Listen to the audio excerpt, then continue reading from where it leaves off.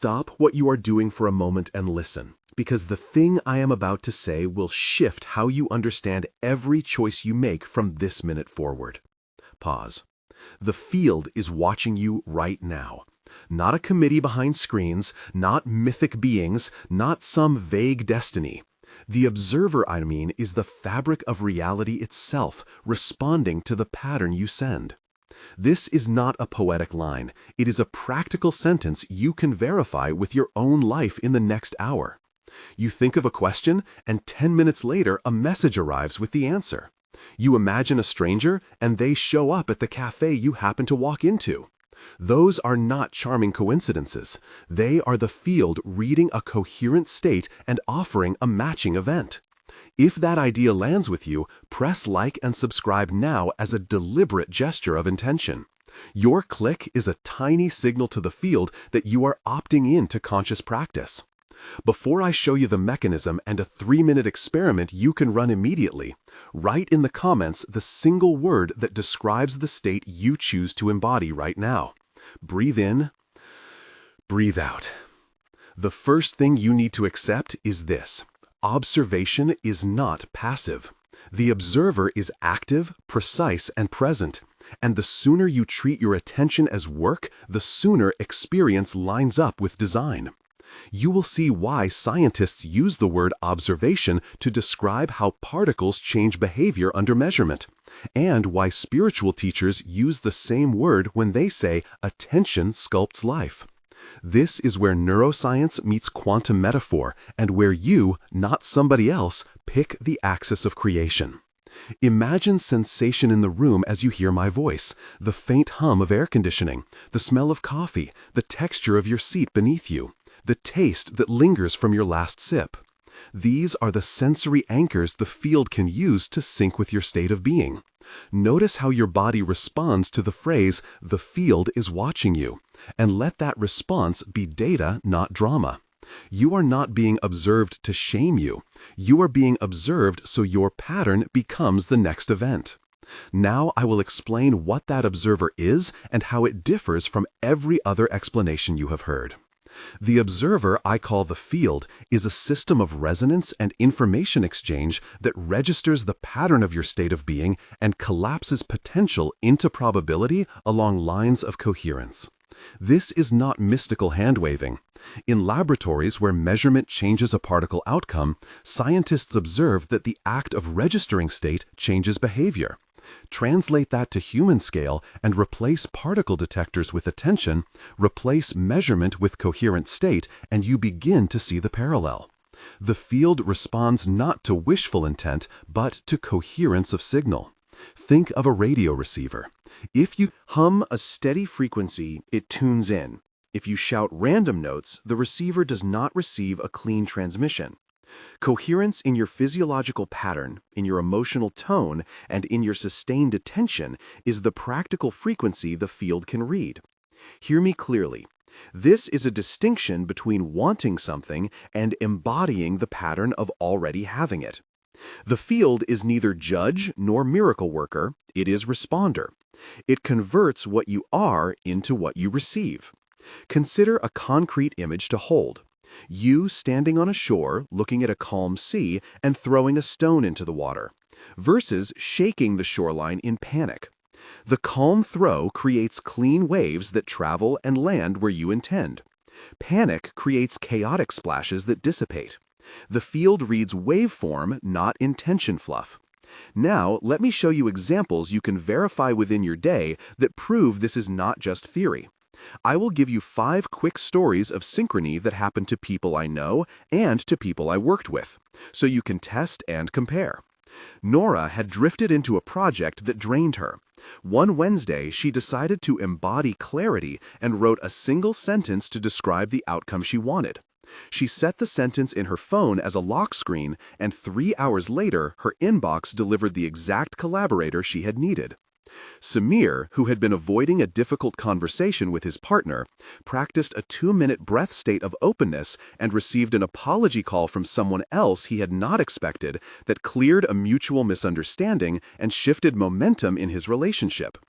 Dr. Alvarez, a lab director I spoke with, said she had watched teams pivot overnight when their attention shifted from scarcity to shared purpose, and that experiments aligned faster when the room carried a shared, steady focus.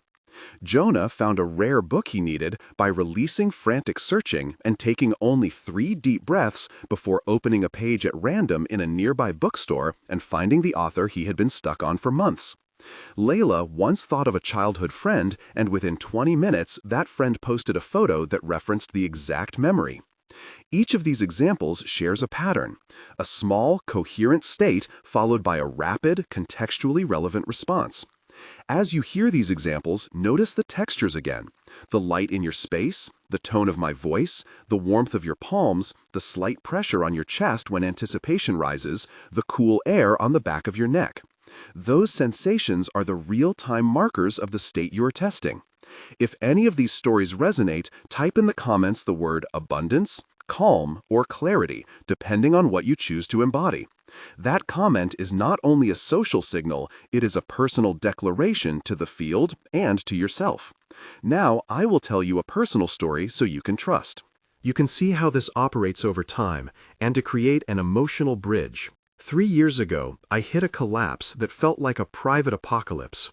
I had been operating on autopilot, broadcasting urgency, and the world answered with obstacles. Work evaporated, relationships frayed, and I felt like I had lost causal authority over my life. It was the worst clarity I have ever had. In that fall, I met Maya, a teacher with a soft voice, who said something simple and hard. She said, "You can stop pleading with the world and start pointing from who you are." That sentence looked trivial until I tried it. For 2 weeks, I stopped bargaining and instead practiced a state for 10 minutes each morning I called steady attention. I sat with my feet on the ground and focused on 5 sensory anchors: the weight of my hands, the taste at the back of my tongue, the ambient sound of the street, the light on my eyelids, the temperature on my skin. I named a single descriptive sentence of outcome without demand and held the state as though I were a radio transmitter. In the 3rd week, an opportunity slid into my path that matched the pattern I had embodied earlier that morning, and it arrived via a friend named Priya, who texted exactly when I had been contemplating the outcome. That sequence became a template. It also taught me humility, because the world did not bend instantly. It required steadiness. In a short backstory, you meet the low point, the pivot, the method, and the first confirmation. This is the pattern I will ask you to practice and test yourself. In that period, Maya coached me, and Ethan, a skeptical colleague, watched me. Ethan said after watching, "Show me." I said, "I will." Ethan asked, "What if it fails?" I said, "Then it teaches." Ethan listened and later tried it, and later told me it worked in a way I could measure. Those exchanges were small, but they are the kind of dialogue that moves theory into practice. There are 3 specific moments of intense tension that deserve being fully described, because tension is where learning compresses and where coherence is tested. First moment: the night before a major presentation, everything went wrong. The projector failed, traffic snarled, and my body trembled with cold sweat as voices in my head told me to cancel. I sat in the lobby with the smell of old coffee and the roughness of the chair beneath me and ran a 3-breath coherent state. I said aloud, "Nothing will determine me except what I become in this moment." Then I walked into the room and delivered a presentation that opened a door. That collapse showed me that coherence can override circumstantial chaos. Second moment: during a live experiment, the field seemed deaf. Nothing changed as we held the state. The instrument readings flickered and then flatlined, and a technician named Sam threw a towel on it. The table. For a full minute, everyone was silent and afraid to speak because the data refused to cooperate. I felt the salt of sweat on my lip and the cold of the metal chair, and then I asked the team to breathe together. We tuned the room into a simpler pattern, and the readings returned cleaner than before. The third moment. After sharing results publicly, some peers criticized the method, and a wave of online commentary felt like cold rain. My inbox filled with skeptical notes, one from a former collaborator named Nora who asked for proof, another from Dr. Alvarez who wanted controlled data, and a columnist who framed the work as wishful thinking. Those hits stung, but they focused the work. Each moment was uncomfortable, but each was also a calibration point where the field demanded clarity rather than spin. Now, I will give you the mechanism in a concrete way so you can use it. The field reads 3 dimensions of signal state: physiology, sustained attention, and narrative coherence. Physiology means your body pattern, the place you hold tension or lightness. If your body is contracted, it sends a scarcity signal. If your body is open and regulated, it sends a sufficiency signal. Sustained attention means you do not flicker between wish and doubt. You hold a consistent pattern for measurable time. Narrative coherence means your internal story matches the state you embody. You do not say "I am broke" while acting like abundance. When these 3 align, the field has a clean instruction. Consider the following technical light descriptions. Coherence is like a laser beam. Attention is the wavelength. Physiology is the transmitter. Practical steps. Calibrate your body by regulating breath and posture. Stabilize attention by using an anchor word or image for at least 3 minutes. And align narrative by writing a 1-sentence statement that reflects the state, not the lack. For example, instead of "I want a calm week," write "I move through today with calm." Record this sentence, set it as a lock screen, and test in 3 minutes. Researchers in attention science and some experimental labs show that sustained attention windows create stronger associative linking than fragmented attention. That is why short rituals matter. You are not convincing the universe with a chant. You are removing ambiguity in the signal you send to the system that reads probability. Time to practice something you can test in 3 minutes. This demonstration is simple and robust. Step 1. Find a chair. Place your feet flat. Feel the texture of the fabric under your thighs. Notice the temperature of the air on your forearms and the sound at the edge of your hearing. Step 2. Close your eyes and anchor for 30 seconds on the weight of your hands and the rhythm of your breath. Step 3. Say silently a 1-line sentence that describes the state you embody as if it were already true. For 60 seconds, for example, "I am calm." Step 4. Open your eyes and notice any subtle changes in thought or sensation, and then take one small practical action aligned with that state. A brief text, an email, a call, or standing up to step toward a task. That is all. This micro-technique is a test that converts inner pattern into outer step and invites the field to synchronize with the tiny action you take. Try it now. If you applied that exercise, write in the comments the 1 word you chose. Use the exact phrase "model abundance," "calm," "clarity," so others can see proof. Your comments do more than create social validation. They form a collective signal that strengthens the field for everyone engaged. We are building a community, and this next part is the place to participate.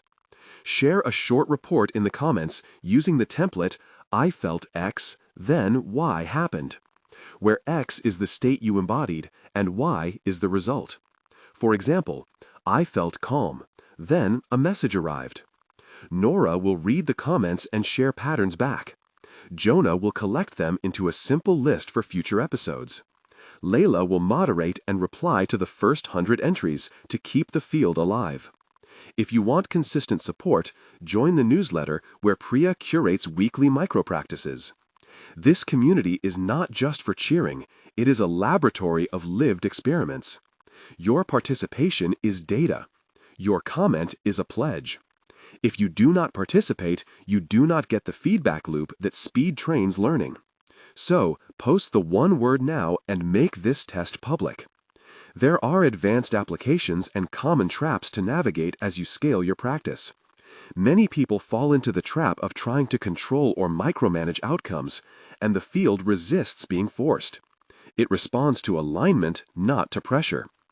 Other common errors include confusing wishful narratives with coherent present state, wearing hope like armor, and then being surprised when the field offers a patchwork response. A useful contrast is between direction and demand. Direction is saying, "I am this," and moving from there. Demand is saying, "Give me that," and pushing. Direction fosters resonance. Demand creates friction. Watch for these signs. If your physiology tightens, your threshold is crossed into demand. If your attention fragments, your signal is weak. Practice a technique I call state versus story. State is 3 minutes of embodied signal. Story is the longer narrative you might carry for years about why things do not work. Use state to rewrite story in small iterations and then measure. Another advanced move is to cultivate coherence with a small group. Maintain a room frequency where members hold the same simple descriptor for 5 minutes before planning a group action. This increases clarity and often accelerates results. Beware of ego proof-seeking. Evidence should be gathered dispassionately and refined. When results arrive, note them and let them teach rather than inflate identity. Now, some practical warnings. The field is not a vending machine.